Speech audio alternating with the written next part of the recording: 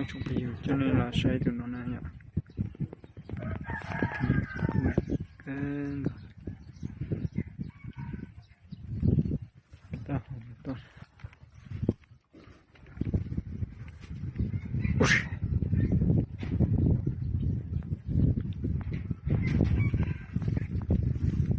Ini tu nama cakap, tak sih jangan cuma tu nyonya.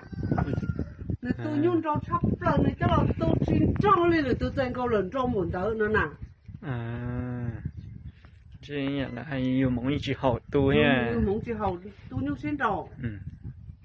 Họ như này tu ấy mới nhung mong nhung mới nhung mà nữa họ cho bà cơ. Họ nhung xin trong nó chè nữa.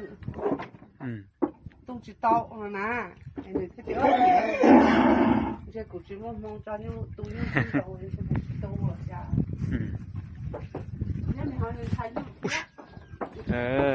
Tôi xin nó nương nhỏ có tí lá. Nếu mà có sông là biển nè. Có sản phẩm nó thả chê. Mà không thêm nữa mà. Tôi lấy như phê cơ, tôi hôn nữa còn chết tôi sẽ. Tôi hôn nữa à? Bộ nó mua nên cho nên một nhung đen này thì cũng bỏ về của thế thì tôi sẽ nữa. Giúp cho nó nói vậy. Tôi muốn nhung đen này nhiều phải chắc tao nó.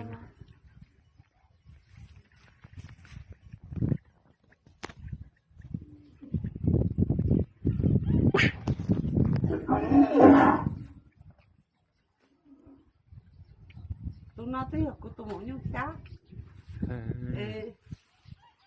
Cô này tu rất tay thì nó có thêm một trò nữa thì tôi này nó hoàn toàn cho một nhung màu thì mình thêm một khi tôi muốn nhung cũ rồi bảo thế rồi nè.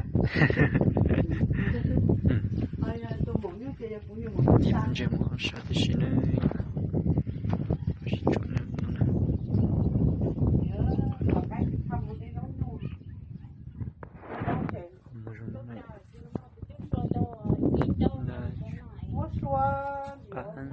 Chơi dùng nó nè.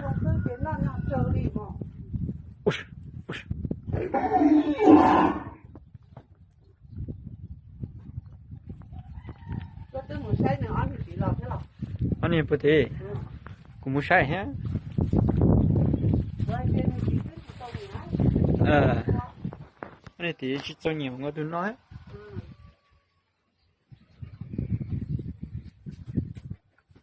Cho chỉ bỏ gì nữa vậy, sẽ được từ rồi này, nhưng sẽ lo rồi trong cái kia này, nhưng khi nước cái nữa, tự nhiên nó sẽ nhận được kinh này.